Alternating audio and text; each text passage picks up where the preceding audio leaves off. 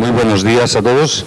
En primer lugar, mi agradecimiento a las autoridades de la universidad por conferirme el honor de poder estar hablando esta mañana aquí con ustedes y gracias a ustedes por asistir a esta sesión. Quizá hayan oído ustedes hablar de la ideología de género o por lo menos sean conscientes de que un nuevo lenguaje alrededor de la sexualidad está apareciendo en nuestra cultura. Donde antes decíamos con naturalidad sexo, ahora se dice género. Donde decíamos sexualidad, ahora se habla de orientación afectivo-sexual. Donde antes nos referíamos a la paternidad o a la maternidad, ahora oirán ustedes que políticos y medios de comunicación se refieren a la salud sexual y reproductiva o a los derechos reproductivos de la mujer.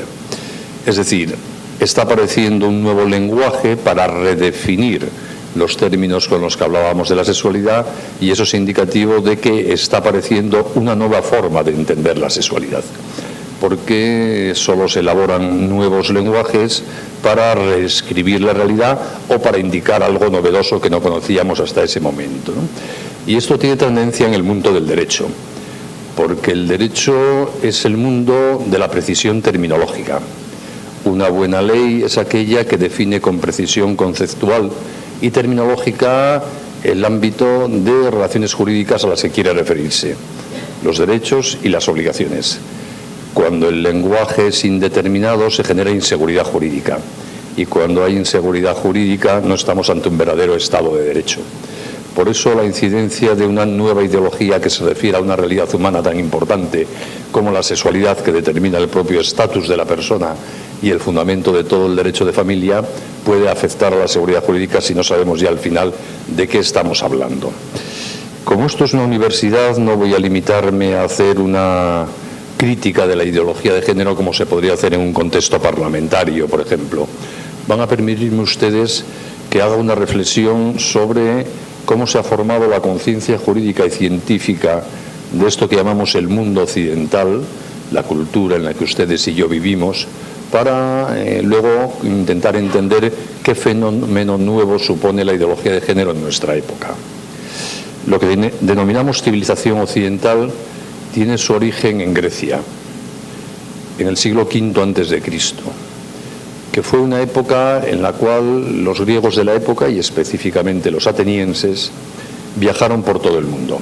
Le sonará a usted por la historia Alejandro Magno, sus conquistas alrededor de todo el Mediterráneo, y a raíz de aquello los griegos, en sus aventuras bélicas o comerciales, entraron en contacto con todas las civilizaciones del mundo conocido, que eran los países del Mediterráneo, lo que hoy día es Italia, España, el norte de África, llegaron hasta la India, Egipto, etc. Y a raíz de eso, cuando los atenienses que viajaban por el mundo volvían a su pueblo, a Atenas, que era una pequeña ciudad de unos 70.000 habitantes, hacían lo que hacemos todos cuando viajamos fuera de nuestro país y volvemos, que es contar lo que hemos visto. Yo cuando vuelva a Madrid el domingo contaré lo que he visto de Lima, o lo que no he visto por esta niebla eterna que cubre Lima, pero hablaré de mi experiencia en Lima, ¿no? Pues los atenienses les pasaba lo mismo, volvían a Atenas y contaban a sus amigos lo que habían visto en Hispania, en Etruria, en Egipto, en la India, y así se dio un fenómeno muy significativo, lo que podríamos llamar el primer choque cultural con el pluralismo que tenemos documentado en la historia. Es decir, los griegos fueron conscientes de que junto a sus dioses en otros pueblos había otros dioses distintos y que junto a sus leyes, a la forma de configurar el orden institucional de Atenas, en otros pueblos había otros sistemas políticos y normativos distintos y que frente a su propia concepción del ser humano y del ciudadano, en otros pueblos había concepciones distintas del ser humano y de su papel en la sociedad. Es decir, Atenas chocó con la pluralidad ideológica, diríamos en términos modernos, pluralidad de ideas sobre Dios, sobre la justicia, sobre lo humano y lo divino. Y ante ese choque con el pluralismo ideológico hubo dos formas de reaccionar, que son las mismas que se dan hoy día en todo nuestro mundo, tanto en Perú como en España, en Europa como en América Latina. Por una parte, hubo aquellos personajes que conocemos en la historia del pensamiento como los sofistas, gente que vino a decir, ante esta pluralidad de dioses, leyes, costumbres, no hay manera de aclararse y por lo tanto cada uno que intente vivir lo mejor que pueda y punto, porque el ser humano no se puede aclarar, no hay manera de tener criterio. Esa postura de los sofistas, del escepticismo intelectual, ha sido históricamente infecunda. De ahí no ha surgido nada. En cambio, la otra forma de reaccionar frente a ese pluralismo es la que en la historia viene personificada en ese hombre admirable que fue Sócrates. Sócrates fue un ciudadano ateniense que vino a pensar: ante esta pluralidad de dioses, leyes y costumbres, yo, porque soy humano, tengo la obligación de aclararme.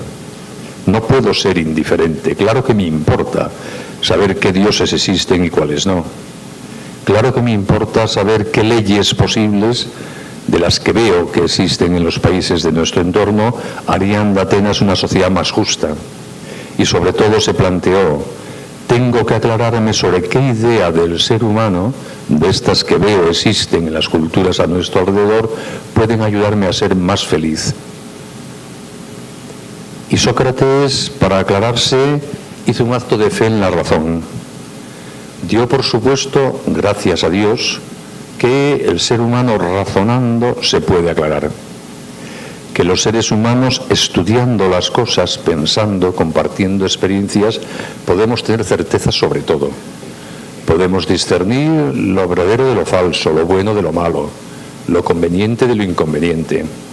Que no es verdad que estemos condenados a un aislamiento intelectual, a un relativismo y escepticismo totales. Y además, en este esfuerzo de aclararse, Sócrates hizo algo que es muy de actualidad, porque Sócrates no se encerró en su casa a leer libros, sino que salió a las calles de Atenas y se puso a hablar con todo el mundo, a hablar de las cosas importantes.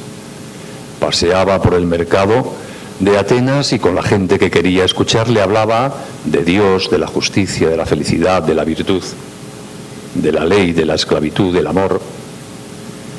Y se iba al puerto de Atenas y en largas sobremesas después de comer, sobremesas regadas con los buenos vinos de la tierra, hablaban durante largas horas en tertulia de cosas importantes en la vida, como el amor.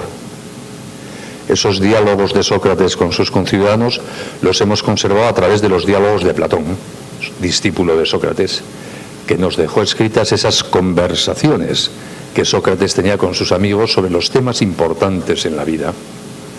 ¿Y qué hacía Sócrates en esas conversaciones? Pues por una parte iba depurando sus propios criterios con los argumentos contrarios que recibía de sus interlocutores o de los datos que le aportaban sus interlocutores que él no había tenido en cuenta, y a la vez ayudaba a sus interlocutores a ir depurando su forma de pensar, muchas veces riéndose de ellos. Era un hombre muy cáustico, muy irónico. Pero nos dejó la experiencia a través de esos diálogos de que los seres humanos, hablando, razonando, podemos aclararnos conjuntamente, que la verdad es compartible, porque hay una verdad de las cosas. La verdad no es algo subjetivo que cada uno encuentra en su interior y que no se puede comunicar objetivamente a los demás, sino todo lo contrario. Es algo a lo que llegamos compartiendo experiencias, datos, informaciones, chequeando las propias opiniones, contrastándolas con las de los demás. Es decir, es posible generar verdades compartidas y chequeadas con la realidad. Esa confianza en la razón y en el diálogo es el fundamento de la cultura occidental. Es más, es la razón de por qué la cultura que llamamos occidental es la única civilización humanista que ha conocido la humanidad.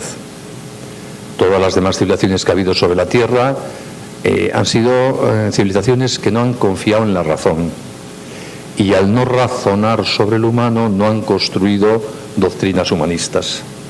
Solo en Occidente hemos descubierto la dignidad de la persona y hemos teorizado los derechos humanos y la radical igualdad entre los hombres y las mujeres y los derechos de los niños, etc. La segunda gran influencia, junto a esta confianza griega en la razón, que contribuye a conformar esto que llamamos la civilización occidental, procede de Roma. Los romanos, como ustedes saben, hablo de los romanos de antes de Cristo, fueron probablemente el pueblo más violento que ha conocido la historia de la humanidad. Las legiones romanas han sido la máquina de matar más perfecta hasta las SS hitlerianas que ha conocido la humanidad. Por donde pasaban las legiones romanas no sobrevivía ni la hierba. Y como los romanos fueron muy conscientes de su violencia, también fueron el pueblo que empezó a reflexionar en serio por primera vez sobre cómo controlar la violencia.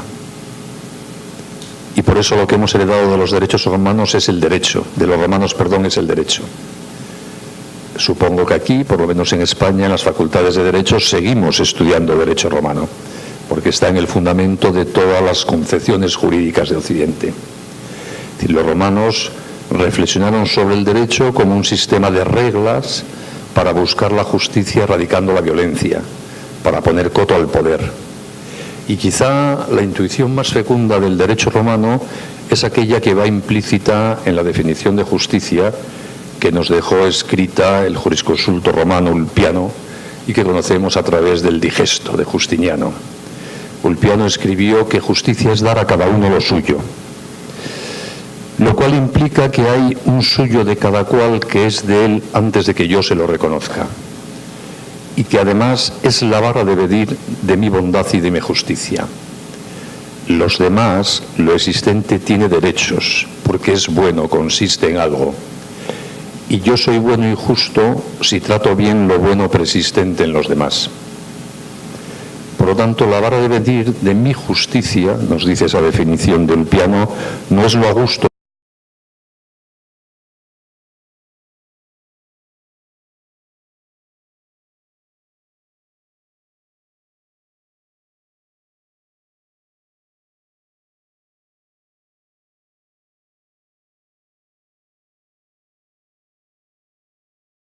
de lo que previamente identifica como bueno y valioso.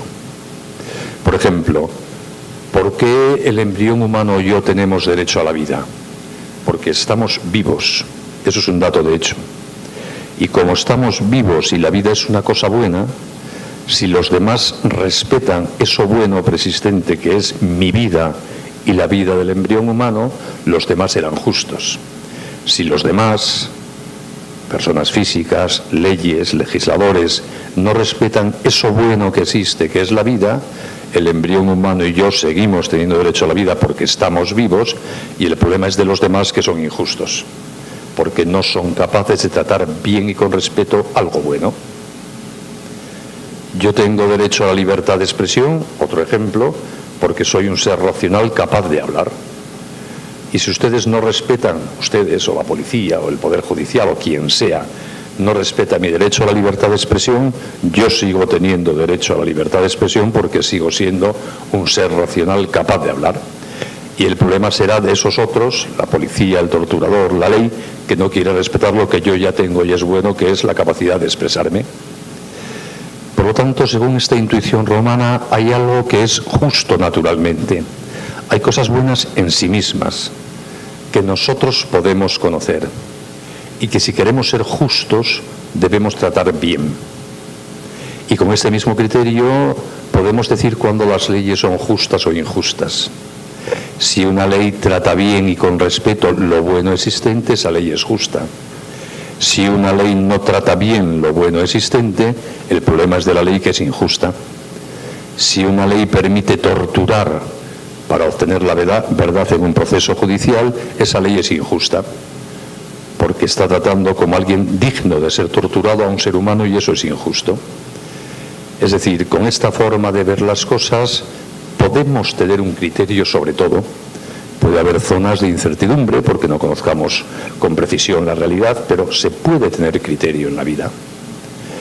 Y por eso, como nuestra civilización ha tenido criterio, hemos ido avanzando, porque hemos podido decir, estas leyes, esta costumbre, esta forma de comportarse son injustas, hay que cambiarlas. Y así ha habido un incentivo, un camino para ir mejorando la calidad humanista de nuestras sociedades.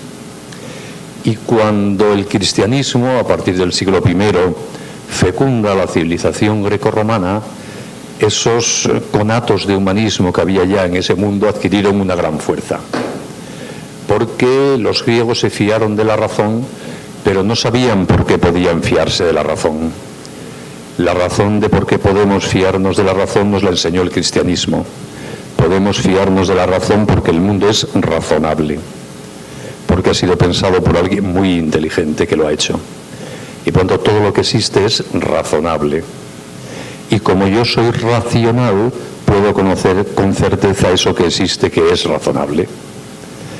puedo conocer en qué consiste todo lo que existe. Puedo conocer, por ejemplo, en qué consiste ser un ser humano, que es lo que los clásicos llamaban la naturaleza humana. Y en consecuencia puedo conocer con certeza que hay cosas que son siempre buenas porque permiten ser una buena persona, y que hay cosas que son objetivamente malas porque nunca ayudan a ser una buena persona. Y así además se entiende que sea bueno o malo para ser una buena persona no es algo que decido yo, es algo que aprendo mirando a los seres humanos.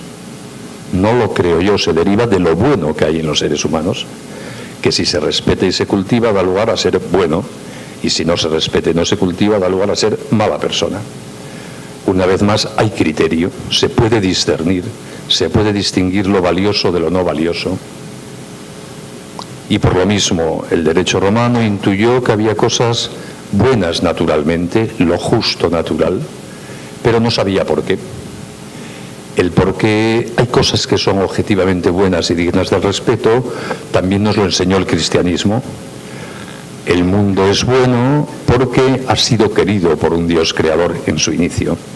Llevamos el sello del amor de Dios en lo que somos, y por eso somos cosas valiosas todos, al margen de lo que hagamos. Somos intrínsecamente valiosos, dignos de respeto.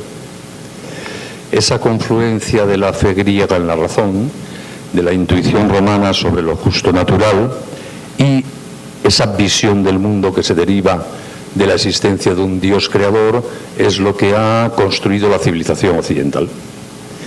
Y por eso, como les decía, esta es una civilización que se ha comprometido con la causa de la justicia y con el humanismo. Y por eso también es en esta civilización en la que se ha hecho ciencia, la única. En otras civilizaciones como la China, por ejemplo, ha habido técnica, pero nunca ciencia. Porque para hacer ciencia hay que creer que el mundo es razonable, que responde a regularidades que son estudiables. Y por lo tanto, donde no se ha creído que el mundo era razonable, porque se creía en el eterno retorno, en la reiteración de la historia, como en las civilizaciones orientales, no se intentó nunca hacer ciencia. Pero como en Occidente estábamos convencidos de que el mundo es razonable, nos hemos puesto a razonar sobre el mundo, que eso es la ciencia. Y por eso nuestra civilización al final ha tenido una expansión mundial, porque es una civilización que ha aportado calidad humana, conocimiento de la naturaleza como ninguna otra. También en ocasiones, porque la historia humana está transida por la libertad de los hombres, con retrocesos parciales, con oscurecimientos de esta claridad de ideas. No es una historia lineal de progreso permanente y continuo sin ningún retroceso. Y esto tiene mucho que ver con la concepción del ser humano. ¿Cómo hemos visto en esta tradición intelectual al ser humano? Como algo profundamente valioso que consiste en algo. El ser humano no es un fruto sin sentido de la evolución ciega de la bioquímica del carbono en un universo que no tiene ninguna razón para la esperanza. El ser humano es una maravilla que podemos conocer como tal. El ser humano es literalmente amable, digno de ser amado, porque hay una inmensa capacidad de bien y verdad en todos los seres humanos. Y por eso merece la pena cultivar la educación, es decir, ayudar a los seres humanos a desarrollar toda esa capacidad de bien y de verdad que hay en ellos. Y por eso los seres humanos somos capaces de conductas nobles, de respetarnos y de querernos, de cuidarnos. Y por eso nos empeñamos en construir sociedades solidarias, donde haya cada vez más cotas de seguridad y de justicia social, sabiendo que nunca llegaremos al 100%, pero nos empeñamos en ello porque es posible, porque el ser humano es capaz de bien. Y por eso hemos construido teorías jurídicas para defender la dignidad humana, llamándolas derechos humanos. ¿Qué son los derechos humanos? Toda esa capacidad de bien que hay en el ser humano sectorializada, como podemos vivir, derecho a la vida, como podemos hablar, derecho a libertad de expresión ideológica, como podemos creer, derecho a la libertad religiosa, como podemos poseer, derecho de propiedad. El mundo de los derechos humanos no es un mundo de meras voluntades, de deseos, es un mundo de convertir en algo digno de protección lo mejor que el ser humano puede sacar de sí mismo. Y por eso, por ejemplo, el sexo, y voy acercándome al tema de la ideología de género, tiene mucha importancia, porque los seres humanos somos sexuados, que es un tema muy importante. Si uno mira objetivamente, sin prejuicios, a los seres humanos, ¿qué ve? Ve hombres y mujeres y no hay otra cosa. En términos científicos todos somos XX o XY y no hay otra cosa. Lo cual quiere decir que la respectiva feminidad y masculinidad a los seres humanos nos constituye, se identifica con nosotros mismos. No hay humanos que en un momento determinado se convierten en mujeres y otros que en un momento determinado se conviertan en hombres. Son hombres o mujeres, no hay otra cosa. No hay un humano prefemenino o premasculino. Por lo tanto, a nosotros la sexualidad nos define, nos constituye, es lo que somos. Solo hay dos formas de ser un ser humano, ser hombre o ser mujer. Y por eso mismo, quien banaliza su sexualidad está banalizando su persona. Quien banaliza o trivializa o instrumentaliza la sexualidad de los demás está banalizando, instrumentalizando, trivializando a las personas de los demás, porque no se puede distinguir la sexualidad de la persona. Así de trascendente y relevante es la sexualidad. Y eso que somos, chico o chica, hombre o mujer, no es algo que cada uno construye, es algo que nos es dado. Lo somos. Y lo somos desde la primera constitución de la primera célula del cigoto, cuando se unen el óvulo y el espermatozoide. Por lo tanto, no lo hemos decidido nosotros. Es una combinación genética que hace que esa primera célula ya sea XX o XY. Y eso para siempre, no se puede cambiar. Incluso lo que hoy se llaman operaciones de cambio de sexo no son operaciones de cambio de sexo, porque es imposible cambiar el sexo. Con tratamientos hormonales y quirúrgicos uno puede cambiar la apariencia externa de sus órganos genitales. Pero esos órganos genitales cambiados son de células XX o XY que tenías antes, porque no se puede cambiar. Yo hormonándome puedo tener pechos al estilo femenino, pero esos pechos están hechos de células masculinas porque yo no tengo otras células ni puedo tenerlas. Y una mujer quirúrgicamente puede ponerse un pene, pero ese pene está hecho de células femeninas porque una mujer solo tiene células femeninas. Por eso el cambio de sexo literalmente no existe. Se puede transformar la apariencia externa del cuerpo, pero sigue siendo un cuerpo XX o XY, de hombre o de mujer.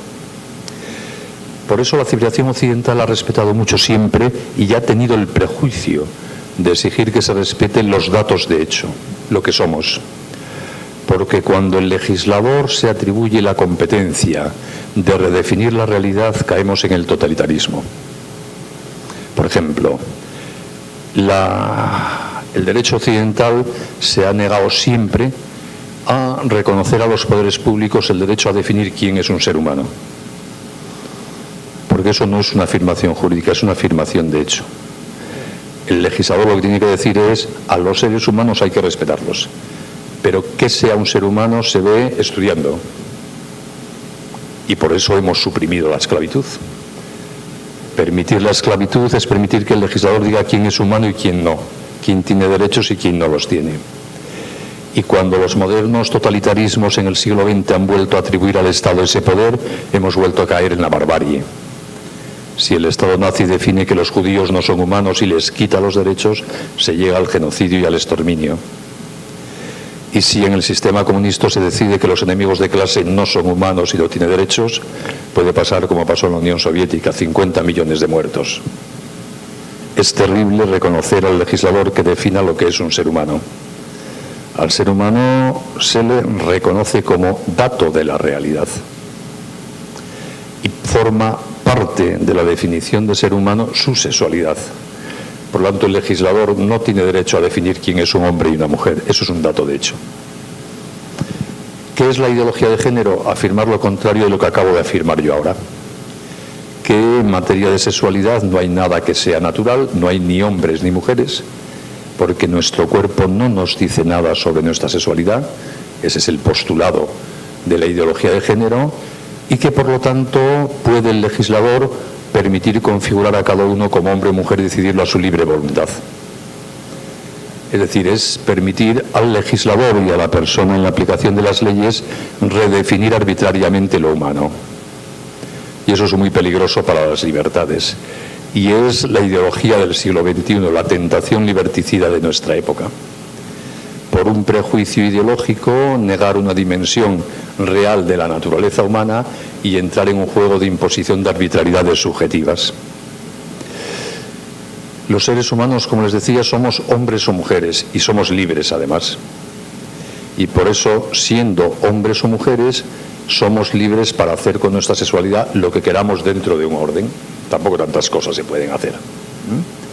Pero no se puede confundir lo que podemos hacer con nuestra libertad con lo que somos. Lo que son las personas merece respeto absoluto siempre. Sobre lo que hacen con su libertad se puede opinar libremente. Por ejemplo, yendo al mismo supuesto que les contaba antes, yo tengo derecho a la libertad de expresión y ustedes me respetan mi derecho a la libertad de expresión si no me prohíben hablar. Pero su obligación de respetar mi derecho a la libertad de expresión no llega a que tengan ustedes que escucharme, y mucho menos aún a que tengan que decir que les gusta lo que yo digo, y menos aún a que tengan que decir que es verdad lo que yo digo. Si ustedes ahora todos se levantan y se van de esta sala, no están violando mi derecho a la libertad de expresión. Están ejerciendo su libertad de decir que no les interesa lo más mínimo lo que yo digo, pero están respetando mi libertad. Lo mismo pasa con la libertad política. Ustedes tienen que respetar mi derecho a que yo vote al partido que yo quiera, pero su respeto a mi libertad política no se extiende a que ustedes tengan que votar lo que yo voto, y no legitima que yo diga que me siento discriminado si ustedes no votan lo que yo voto, porque eso sería imponerles yo mi libertad. Pues en materia de sexo pasa lo mismo. Ustedes respetan mi libertad y mi dignidad si no se meten en qué hago yo con mi sexualidad. Pero si discrepan de cómo vivo yo mi sexualidad, no me están discriminando ni ofendiendo, están ejerciendo su libertad de opinar. Si me dejan hacer lo que yo quiero, no violan ninguna libertad mía, pero pueden pensar que yo lo que hago con mi libertad sexual es una estupidez y no me están discriminando por nada. O pueden pensar que no es lo mejor que se puede hacer en materia de sexualidad y tampoco me están discriminando. La ideología de género, por contra, pretende imponer el prejuicio de que lo que uno hace con su sexualidad, si es LGTBI, que es un acrónimo de las primeras sílabas de las palabras lesbianas, gays, transexuales, bisexuales, intersexuales, se identifica con la propia dignidad de la persona, y que por lo tanto quien discrepa de esa forma de vivir la sexualidad, el LGTBI, está discriminando a las personas. Y yo pienso que es una inmensa falacia que rompe todos los principios del ordenamiento jurídico humanista a los que he venido refiriéndome hasta ahora, que forman parte de nuestra cultura jurídica. Porque nadie tiene derecho a imponer en ningún terreno, y por lo tanto tampoco en el sexual, su forma de ejercicio, su libertad a los demás como vinculante. A los demás hay que exigirles que respeten lo que tú haces con tu libertad, pero si quieres imponerle el fruto de tu libertad, estás violando los derechos de los demás. Y por eso a mí la ideología de género me preocupa, porque en la medida en que inspira las leyes, los currículos escolares, como pasa en mi país, en España, va disminuyendo o se va persiguiendo la libertad ideológica de pensamiento y de expresión en materia de sexualidad. Y eso me parece una consecuencia inadmisible en una sociedad moderna que se supone debe estar comprometida con la libertad.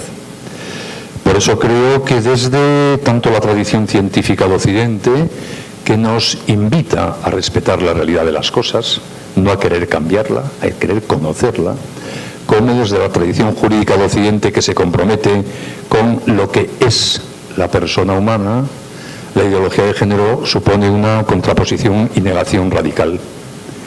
Es una ideología revolucionaria en el sentido de que pretende fundar la civilización y el Estado de Derecho sobre principios completamente distintos a los que ha permitido esa tradición humanista comprometida con los derechos humanos y las libertades. Y por eso me parece que es un tema importante. Y por eso me parece que en la universidad es un tema digno de ser reflexionado. La universidad se supone que es el foro donde se piensan las cuestiones de actualidad, donde más allá de la inmediatez y de la superficialidad del debate político, llevado por el vaivén de la actualidad más inmediata, se pone cabeza en pensar las cuestiones de fondo. Y esta intromisión de la ideología de género en nuestras sociedades es, pienso yo, una de las principales cuestiones de fondo de nuestra época. Y por eso me parecía muy oportuno que la universidad genere esta ocasión de debates y de análisis en un tema de tanta actualidad como es la ideología de género. Y estos debates deben hacerse como se hacen los debates universitarios, que no es arrojándose eslóganes unos a otros o insultos, es pensando, es razonando, es contemplando sin prejuicios la realidad de las cosas y la implicación de las ideas que se defienden.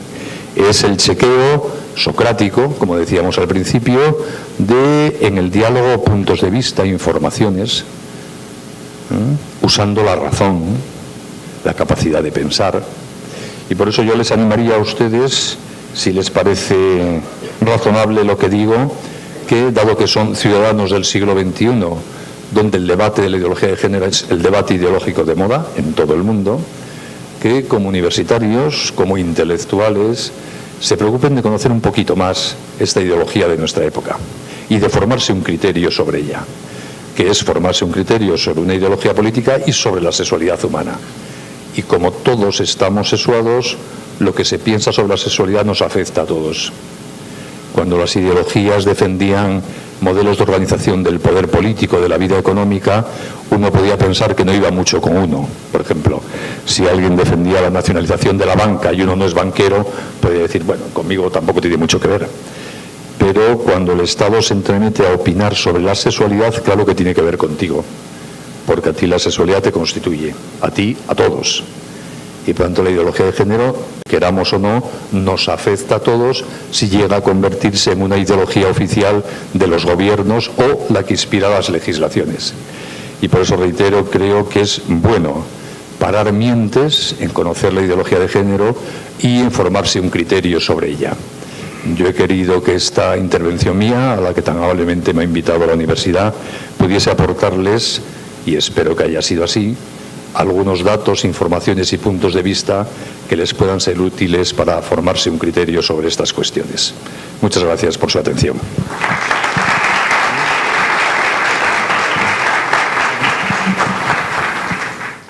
Muchas gracias a don Benigno Blanco. Excelente repaso de la cultura occidental, porque precisamente la ideología de género lo que pretende es decir que la sexualidad es cultural y como la cultura cambia, entonces la pregunta inicial, y por favor voy a hacer yo esta pregunta inicial, pero luego ustedes lancen las preguntas que quieran a don Benigno Blanco para que las pueda responder. Entonces, ha explicado la cultura que tenemos en el mundo occidente y la ideología de género habla de que la cultura cambia de un lugar a otro, de un país a otro, de un estado a otro. Podemos decir entonces que si el sexo es cultural y todo depende de la cultura occidental ha cambiado, la ideología de género tiene ese supuesto contexto como para existir y procurar los cambios que ahora en muchos lugares vemos y que en Perú están empezando a ocurrir. ¿Es correcto hablar de la cultura, de la ideología de género, de los cambios? ¿La cultura occidental ha cambiado? ¿Cómo podríamos analizar ese contexto? Gracias. La cultura occidental es algo vivo, en cambio permanente, como todas las culturas. Como nos pasa a los seres humanos, estamos en cambio permanente. Yo no soy igual que hace 5 años, que 20, que 30 o que 40. Incluso en mi caso que hace 60, porque acabo de cumplir los 60. Voy cambiando. Yo no tengo ninguna célula del cuerpo, salvo las neuronas, igual a como era mi cuerpo hace 10 años. Todas son nuevas. El cuerpo se está regenerando continuamente.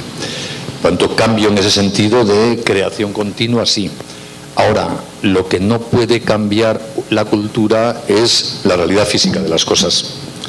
Y por lo tanto, por mucho que se empeñe la ideología de género o quien sea, yo sigo siendo un hombre, porque no puedo ser otra cosa.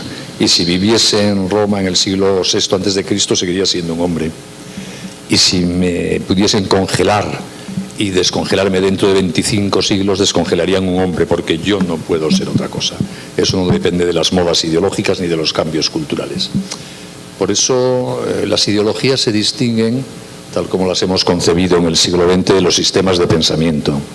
Los sistemas de pensamiento, el marxismo, el tomismo, el aristotelismo, el kantismo, son análisis de la realidad, que pueden ser más o menos acertados.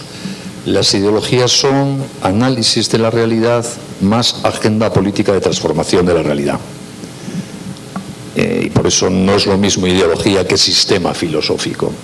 Por decirlo así, los ideólogos son aquellos que creen que han dado con la clave explicativa, listos de ellos, de todos los problemas de la humanidad, y como han dado con la clave, proponen una agenda para resolver esos problemas. Simplificando mucho, el marxismo. Marx creyó que la explicación última de todas las injusticias habidas en la historia de la humanidad era la lucha de clases, la existencia de dos clases en conflicto, ricos pobres, burgueses proletarios, y propuso una agenda política: vamos a suprimir las clases sociales y así aparecerá el paraíso sobre la tierra. Teóricamente, el experimento comunista llevado a cabo en la Unión Soviética fue eso: vamos a construir una sociedad sin clases. Problema que no era verdad. La realidad humana es muchísimo más polifacética. No hay una sola causa de las injusticias. Y cuando un poder se pone de forma obsesiva al servicio de un diagnóstico falso, en vez de resolver los problemas, los agrava. Y ahí está el coste de las ideologías: decenas de millones de muertos. Y lo mismo le pasó al nazismo. Hitler, en sus paranoias, llegó a la conclusión de que todos los problemas de la sociedad alemana era la presencia en ella de judíos, y propuso una agenda política: eliminar a los judíos. Consecuencia: genocidio, barbarie, muerte. Porque las ideologías no pueden cambiar la realidad de las cosas. Los judíos son humanos, diga lo que diga Hitler y sus ideologías. Pues con la ideología de género pasa lo mismo en otro terreno. Por mucho que se empeñe la ideología de género, los humanos somos o chicos o chicas. Y si alguien se empeña en cambiar eso, generará dolor, desarraigo, frustración personal, pérdidas de las libertades, y seguiremos siendo chicos o chicas porque no hay otra cosa. Y a algunos de los chicos les gustarán los chicos, y a la mayoría las chicas, y a algunas de las chicas les gustarán las chicas, y a la mayoría de los chicos, como siempre ha pasado a lo largo de la historia de la humanidad. En materia de sexualidad no hemos descubierto nada nuevo en el siglo XXI. Homosexualidad, bisexualidad, lesbianismo, transexualidad, lo conocemos desde la época de las cavernas. Léanse ustedes el Génesis, el primer libro de la Biblia, y encontrarán de todo esto ya. Acérquense ustedes a lo que hemos conservado de la literatura babilónica o egipcia y oirán hablar allí, o verán cómo se habla allí de homosexualidad, de transexualidad. No es un fenómeno nuevo, es algo que siempre ha existido. ¿Qué hace la ideología? No inventa nada nuevo en materia de sexualidad, porque, repito, eso siempre ha existido. La ideología lo que pretende convencernos es de que en materia de sexualidad lo único que existe es mi libertad para hacer cosas, y que yo no soy nada. Y eso ya es una teoría filosófica. Ya estamos en el terreno de la ideología, porque está negando lo que es la realidad de las cosas, que es que el sujeto que hace algo existe, es antes algo, y luego él hace algo libremente, pero es.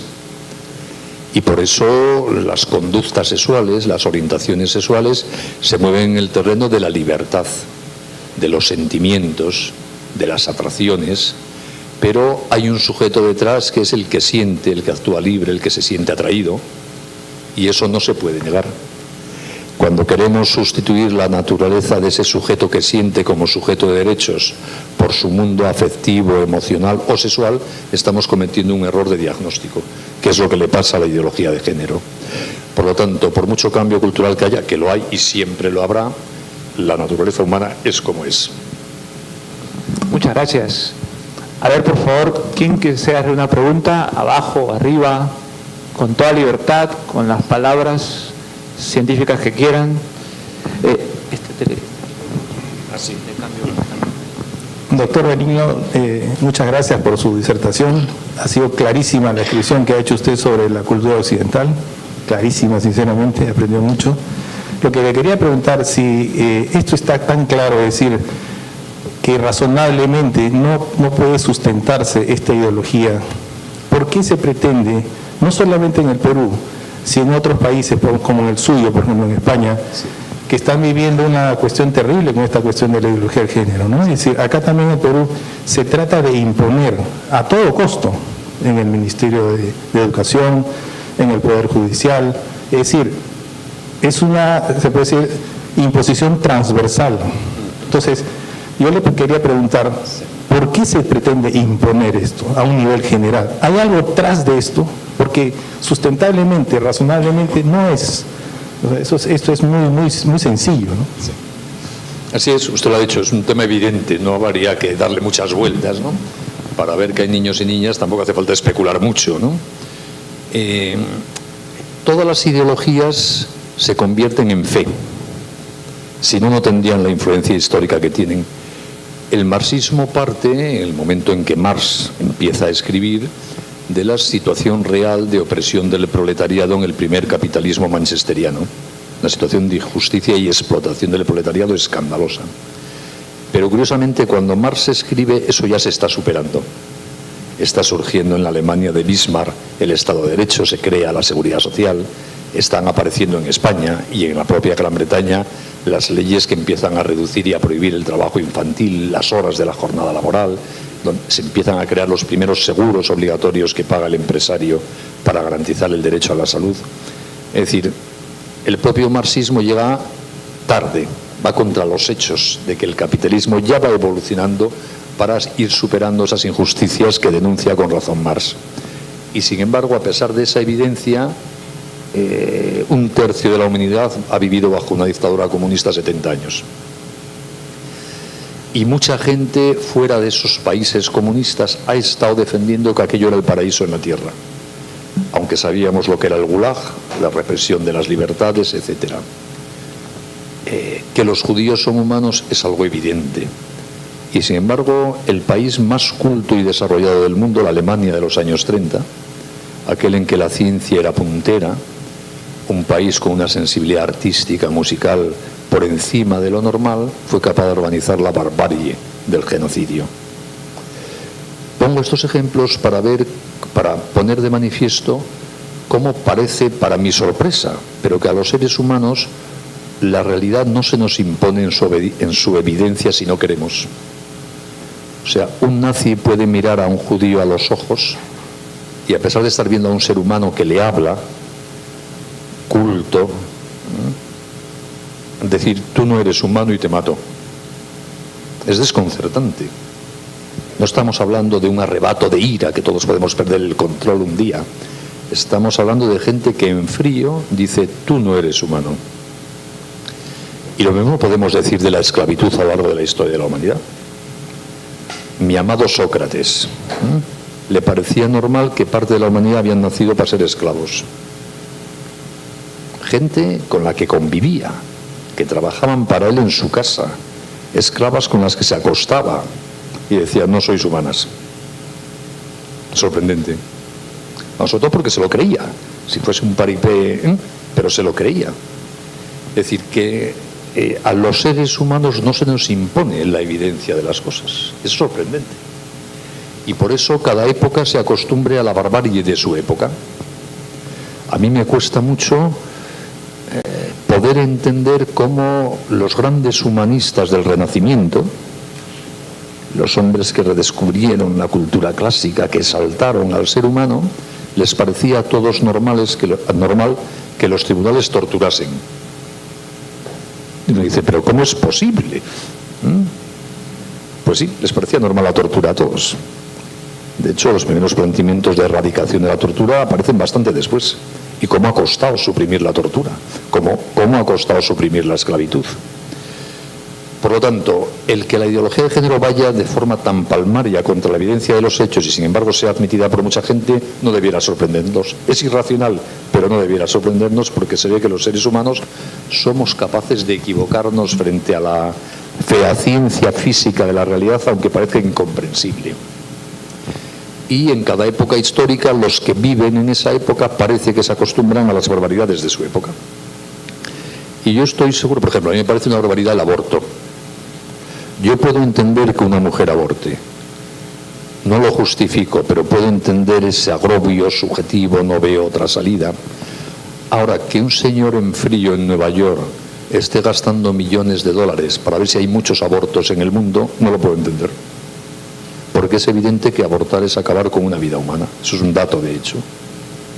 Y sin embargo hay mucha gente en nuestro mundo que está gastando grandes energías y mucho dinero para que haya abortos, para normalizar el aborto.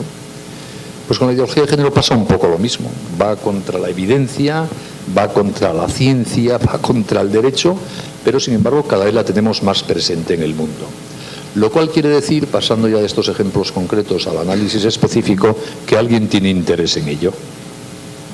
Solo se defienden cosas no razonables cuando interesa por algo. Si uno estudia un poquito la evolución histórica de la ideología de género, se ve muy bien sus causas y sus defensores.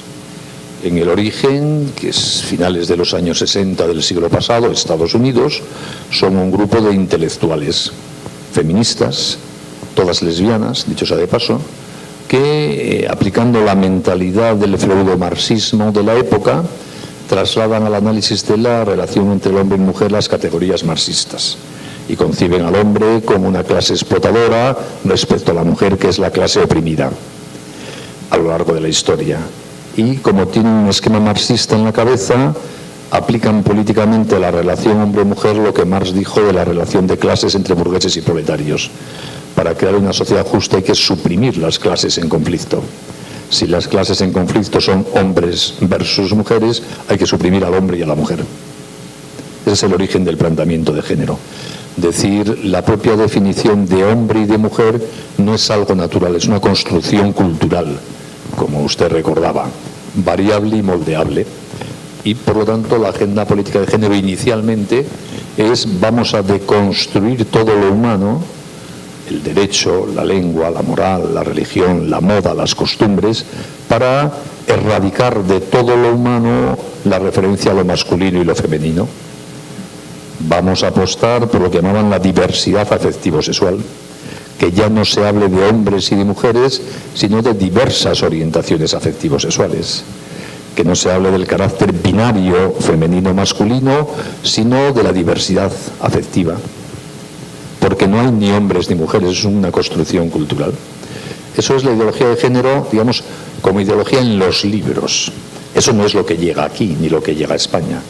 Lo que llega a España es que a partir de comienzos de los años 70 del siglo pasado, en el diseño de las políticas de control de la población colonialista, imperialista, formuladas desde Naciones Unidas, en el contexto de un mundo en el que se va produciendo ya la descolonización de todos los países de África, de Asia, etcétera, se ve que ya no se pueden imponer, como hasta ese momento, de forma coactiva las políticas de control de la población, mediante la exigencia desde el norte rico del aborto obligatorio, esterilización obligatoria, etcétera.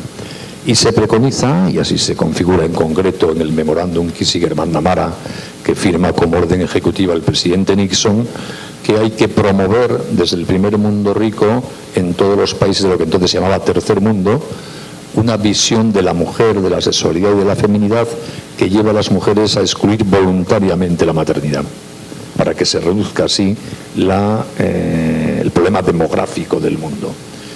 En ese contexto se crea el Fondo de Población de Naciones Unidas y la primera presidenta de ese fondo formula así el objetivo de esa institución. Ya no se trata de controlar la población del mundo dentro de los roles de género tradicionales, sino que ahora se trata de cambiar los roles de género tradicionales para controlar la población del mundo. Y desde entonces todas las agencias de Naciones Unidas, bien engrasadas con la financiación yanqui, empiezan a intentar subordinar sus políticas de apoyo a las naciones del tercer mundo, exigiéndoles que vayan implementando la agenda de género en las políticas de mujer, de desarrollo sostenible, de desarrollo rural, de infancia, de salud, etcétera. Y esto se formaliza ya como agenda política de Naciones Unidas en la Cumbre sobre Población que organiza Naciones Unidas en 1994 en El Cairo, en Egipto, y luego de forma más radical todavía en la Cumbre sobre la Mujer que las propias Naciones Unidas organizan en el año 95 en Beijing. Y desde entonces es doctrina oficial documentada. Esto que les cuento yo no es una información confidencial que tengo yo, basta entrar en la web de Naciones Unidas, es todo público y documentado. Entonces, es Naciones Unidas al servicio en el fondo del imperialismo yanqui económico, quien presiona una vez y otra y financia esa presión para que los países vayan incorporando la agenda de género, matrimonio homosexual, los llamados derechos reproductivos, aborto y la implantación en la escuela de la visión de la sexualidad propia del género. Y eso es lo que ustedes están viendo en Perú y yo he visto en mi país en la última década. Y luego ya hay ramificaciones. Cada país tiene sus singularidades, sus grupos. Se refuerzan mucho los llamados grupos LGTBI para apoyar esto, pero es una minoría absoluta. Lo LGTBI no es lo homosexual, esta no es una batalla entre homosexuales y heterosexuales, porque la ideología no depende de la conducta sexual. Mi visión de la sexualidad la defendemos homosexuales y heterosexuales, y la ideología de género la defienden homosexuales y heterosexuales. Por lo tanto, no es un tema de confrontación entre grupos por sus gustos sexuales. Las ideologías no dependen de los gustos sexuales, aunque nos lo presentan así en una campaña de comunicación muy bien pensada, porque si llegamos a admitir que defender el modelo de sexualidad que yo defiendo para la libertad, y lo propongo en libertad, fuese una discriminación de los homosexuales, yo habría perdido el debate, porque un discriminador nunca gana un debate. Por eso, en términos de comunicación, se plantean las cosas para que el de enfrente ya resulte tachado a priori y no pueda ni hablar. Pero no hay que caer, si somos serios intelectualmente, en esas trampas de manipulación demagógica de la opinión pública. Eso puede servir para algunos, pero en una universidad sería muy penoso que en vez de pensar nos dejásemos manipular por las campañas publicitarias de una ideología de unos intereses económicos, ¿no?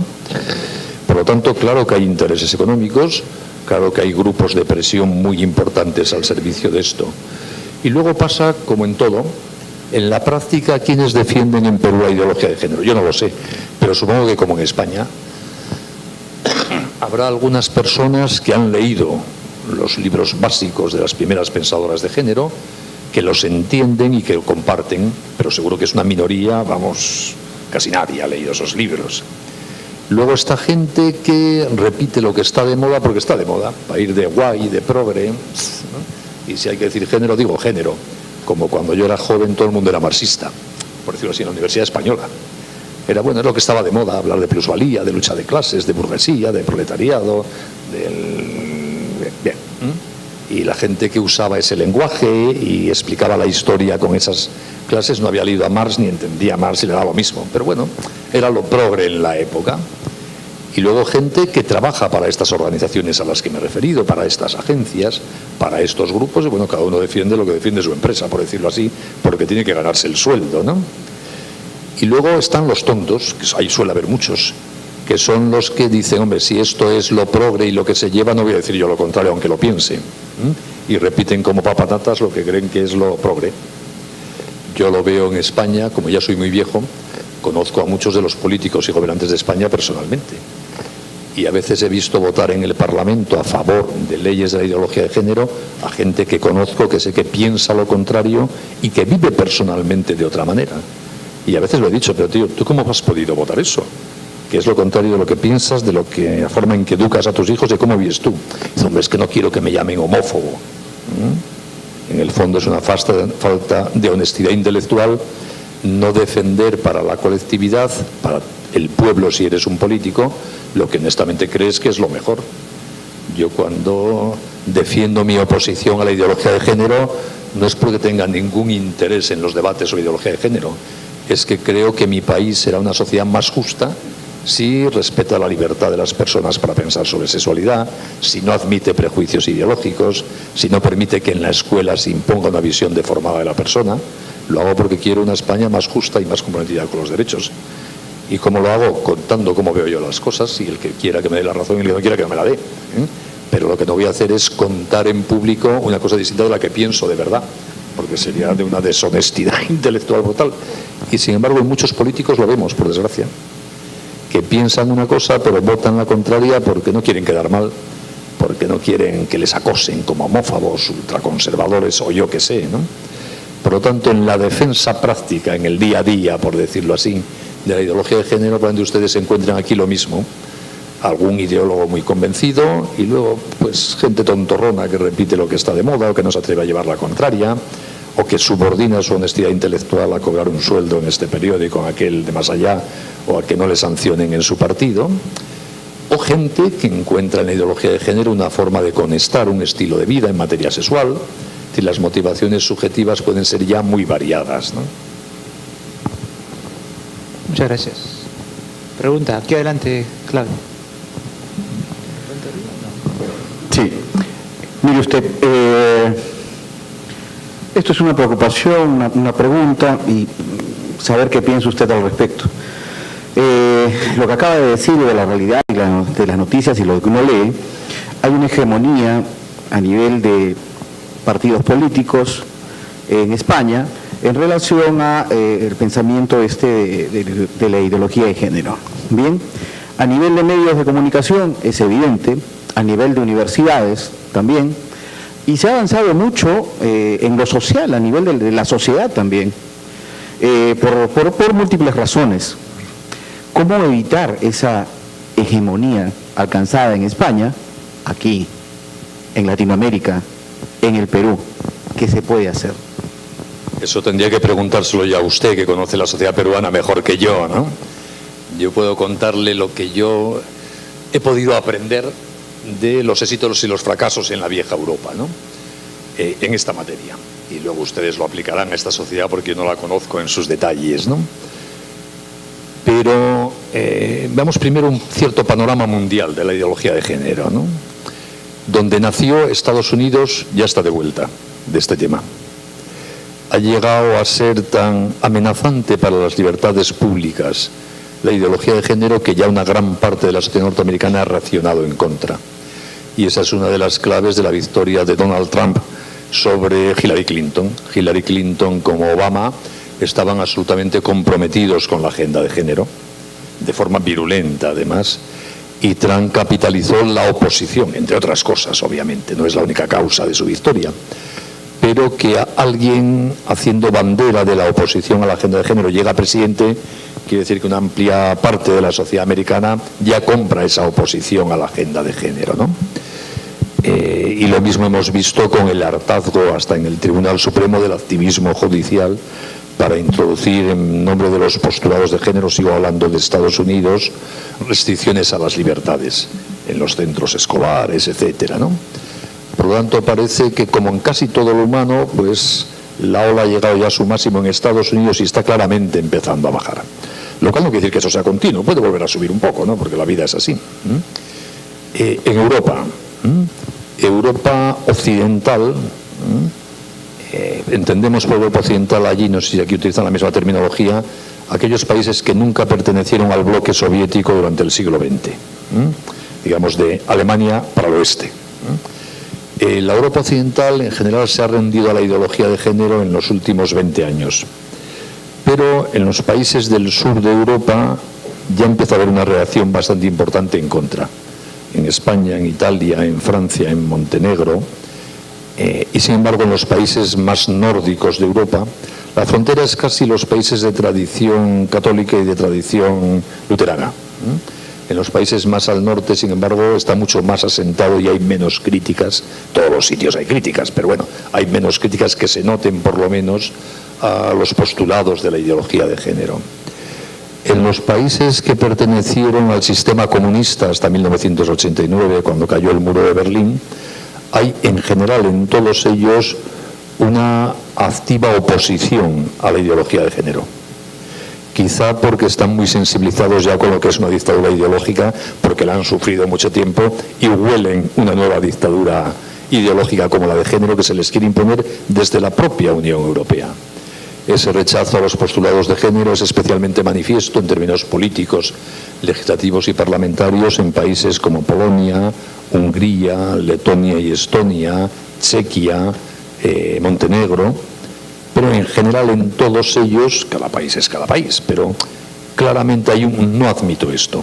Y repito, a pesar de que desde la Unión Europea se les quiere imponer expresamente, como aquí desde Estados Unidos, ¿no? En Rusia también hay un rechazo a los postulados de género al estilo ruso y de Putin, que digamos en general es poco democrático y respetuoso con las libertades. Hacen las cosas de otra manera que a mí por lo menos no me gustan, pero hay un rechazo expresamente a los postulados de género, ¿no? En toda el África subsahariana, digamos, distinguimos entre el África al norte del desierto del Sáhara, que es la de países de tradición islámica, y el África subsahariana, que es el de tradición nativa, los pueblos de color. En toda la África subsahariana hay un rechazo total a la ideología de género y hay un intento colonialista de imponerlo brutal. Son países muy pobres en general, con una gran conflictividad bélica, tribal, con grandes catástrofes naturales continuas que provocan hambrunas, y cuando son países muy necesitados del apoyo internacional. Y todo el apoyo internacional se subordina a que admitan la agenda de género, a pesar de que no quieren, hasta el punto, por ejemplo, que cuando el presidente Obama, en su último viaje internacional antes de dejar la presidencia, lo hizo al país natal de su familia, que es Kenia, y en la recepción que le hizo en el aeropuerto de la capital, el presidente de Kenia, el discurso de este presidente de Kenia fue: por favor, deje de chantajearnos con el género.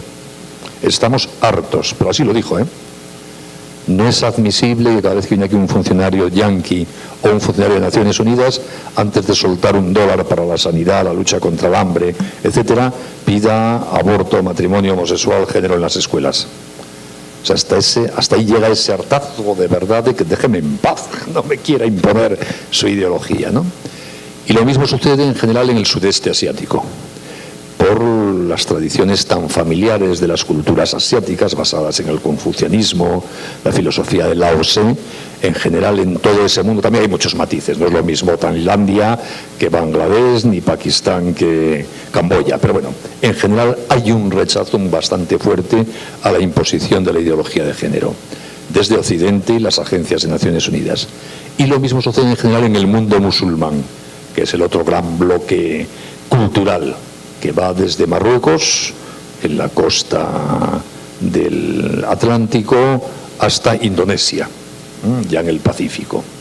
En todo ese mundo musulmán se rechaza profundamente la ideología de género por razones que yo no puedo compartir. Comparto el rechazo, pero no las razones, que es la visión de la mujer, como alguien inferior al varón, con menos derechos, etcétera. Por lo tanto, la ideología de género no solo no se está imponiendo en el mundo, no es una avalancha que venga y sea irremediable, sino que más bien tiene éxitos en determinadas zonas del planeta, pero es discutible y discutida. Y luego América Latina está en estos momentos en el frente de batalla, por decirlo así. Hay una fortísima presión desde el Río Grande a la Patagonia en todos los países, también movida desde el primer mundo, desde Naciones Unidas, Estados Unidos, etcétera, para ir imponiendo esta agenda de género, y veo que los países reaccionan pues de forma distinta. En unos países avanza la agenda de género, en otros hay mucha resistencia. En algunos países la clase política se ha negado, pero el activismo judicial de los tribunales la ha impuesto, como en Colombia. En otros países el Parlamento rechaza, como ha pasado en Brasil reiteradamente una vez y otra, la agenda de género. En países federales como México depende de los estados. Por ejemplo, en México, cuando el Distrito Federal admitió el matrimonio homosexual, porque allí cada estado tiene su propio código civil, por decirlo así, otros muchos estados federados de la República Mexicana modificaron, en virtud de iniciativas populares, su constitución para blindar constitucionalmente el matrimonio como unión específica para el hombre y la mujer. Es decir, que el panorama es muy variado, es un frente vivo de batalla ideológica, y en unos sitios avanza la ideología de género, sus propuestas políticas, y en otros, porque hay una mayor resistencia social, al revés, se consolida incluso con reformas constitucionales la visión humanista de la persona, la familia y el matrimonio en relación a la sexualidad. Perú será lo que quieran los peruanos. Yo, por lo poco que veo y conozco de Perú, veo una sociedad muy familiar, veo una sociedad muy religiosa, veo una sociedad en consecuencia que tiene una visión trascendente de la persona, que por supuesto está sometida a las influencias de las culturas del mundo. Hoy día no hay barreras a la cultura, porque la red nos abre al mundo y por lo tanto la ideología de género también está aquí presente y va a estarlo más. Y se están invirtiendo muchos recursos a través de ONGs, de Naciones Unidas, de la IPPF, de la Fundación Soros, etcétera, en que aquí se extienda la ideología de género. Pero me parece que si los peruanos son capaces de hacerse responsable de su libertad para ejercerla, no callándose tontamente, la ideología de género en Perú no debiera tener demasiado que hacer, me da la sensación.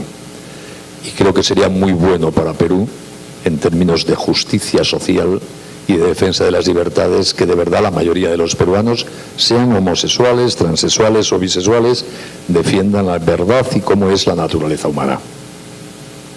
¿Cómo? Ejerciendo los derechos, libertad de expresión, de manifestación, de voto, que es como en las democracias uno defiende aquello que piensa. Excelente análisis geopolítico, social, cultural. Tenemos que ir terminando. Vamos a dar una última pregunta. Se acerca la hora de terminar este coloquio. A ver, por favor, la última pregunta. En primer lugar, muy buenos días a todos los presentes. En realidad mi pregunta va enfocada a este tema, que la ideología de género en principio se comenzó con un colectivo feminista, ¿no? En que se buscaba eliminar las conductas que fueron transmitidas por el machismo, que ponían una posición a las mujeres inferior a la de los hombres. Entonces, supuestamente con la ideología de género se busca liberar una liberación femenina respecto de los hombres, ¿no? Entonces, mi pregunta va: ¿cómo separar este fin que tiene en parte la ideología de género con respecto a la aceptación de estos supuestos géneros que no son de hecho, pues, porque no son naturales? Entonces, ¿cómo podríamos separar estos conceptos distintos, ¿no? Esa es mi pregunta. Entiendo su pregunta y me parece muy oportuna, pero no estoy de acuerdo con su análisis. En el siguiente sentido, la ideología de género no surge para luchar a favor de los derechos de la mujer. Eso fue el feminismo clásico. La ideología de género no forma parte, por decirlo así, de la evolución del feminismo, es otra cosa. La ideología de género surge para que desaparezcan los hombres y las mujeres, también las mujeres, no para liberarlas. Sé que suena muy fuerte, pero eso es lo que dice la ideología de género. El feminismo sí fue una lucha por la liberación de la mujer. A lo largo de toda la historia de la humanidad, la mujer ha estado discriminada respecto al varón. Eso es un dato de hecho. Por cierto, donde menos en esta civilización cristiana occidental. Es la única civilización donde se ha reconocido, al menos teóricamente, la igualdad entre hombre y mujer. Y progresivamente se la ha ido respetando esa igualdad, aunque no hemos llegado al 100% todavía. Pero por lo menos hemos sentado la base para eso.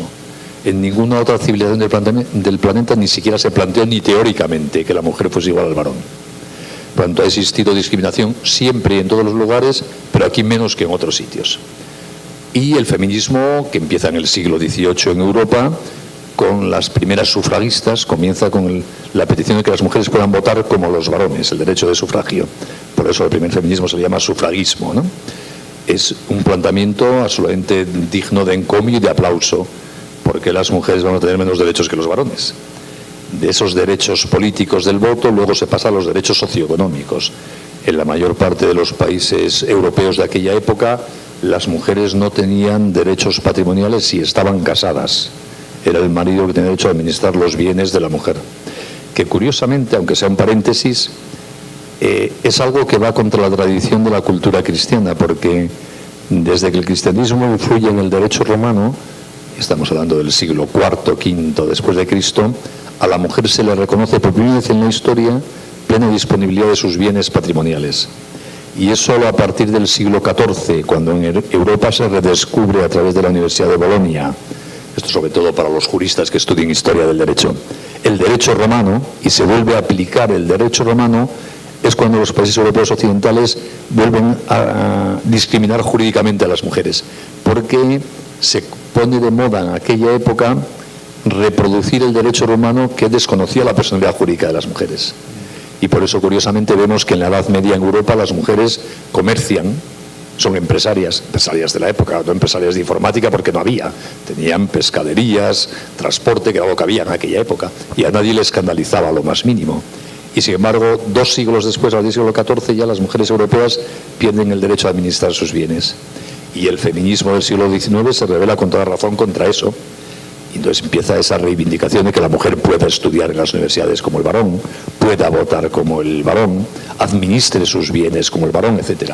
Eso es el feminismo de verdad y es muy bueno. Y ha ido consiguiendo conquistas progresivas que no han cambiado. Jurídicamente estamos igualados hombres y mujeres, pero en la vida real sigue habiendo machismo. En unos países más y en otros menos. Pero bueno, claramente ha ido la civilización sin ideología de género avanzando muy claramente para ir superando esa vieja discriminación de la mujer. Y hablo en los países de matriz cristiana. En el mundo musulmán, por ejemplo, es otra cosa. Cuanto a la ideología de género no pretende liberar a la mujer, eso ha sido el feminismo clásico, que ha seguido en paralelo al género. El género es otra cosa, no tiene nada que ver. Y por eso muchas feministas clásicas, por ejemplo, critican la ideología de género, porque dicen que pretende otra cosa, que no va con su batalla feminista, ¿no? Por lo tanto, si uno quiere empeñarse en Perú o en España en seguir reivindicando los derechos de la mujer, en superar todavía las claves machistas de la cultura que subsistan en este país, no solo no necesita la ideología de género para nada, sino que haría muy bien en olvidarse de ella porque empeora el problema.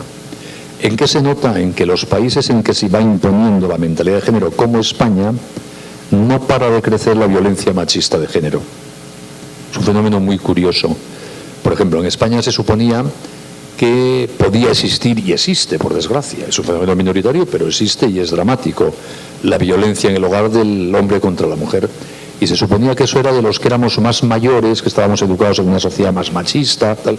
Pero curiosamente, donde hay más violencia de género intrapareja es en los chiquitos más jóvenes, en los adolescentes, que están siendo educados en el mundo del género. A veces los datos contradicen las teorías, pero eso está sucediendo. ¿Y por qué? En parte por muchas cosas, pero en parte porque la ideología de género, no teóricamente en los libros, sino lo que deja en el corazón de chicos y chicas es: yo soy el dueño de mi sexualidad y los demás están para servir mi placer. En el fondo es eso. Y por lo tanto los chicos interiorizan una mentalidad de usar a las chicas. Y eso se transforma en la práctica en relaciones de violencia, de acoso, de bullying, que están creciendo más que en las generaciones anteriores, supuestamente educadas en un mundo más machista. Por eso Aristóteles decía que razonar es distinguir. Se lo digo como jóvenes universitarios, hay que distinguir siempre. No nos dejemos llevar por los tópicos. Veamos de qué estamos hablando, no mezclemos problemas. Consultemos humildemente los datos, a ver si se corresponden con nuestros prejuicios o tenemos que cambiar nuestros prejuicios para explicar los datos reales, ¿no? Por lo tanto, adelante en la lucha contra toda discriminación de la mujer, que queda mucho por hacer, supongo, en Perú como en el resto de los sitios, pero el género desviaría de esa causa en la práctica. Muy bien, excelente. Muchas gracias, doctor Benigno Blanco. Otra vez ha sido un alto nivel intelectual, académico. Muchas gracias. ¿No? Espero que todos hayan gozado de este ambiente universitario, académico, multidisciplinar con esta temática. Y muchas gracias por su asistencia. Y otra vez, por favor, un voto de aplausos para el doctor Benigno Blanco. Muchas gracias.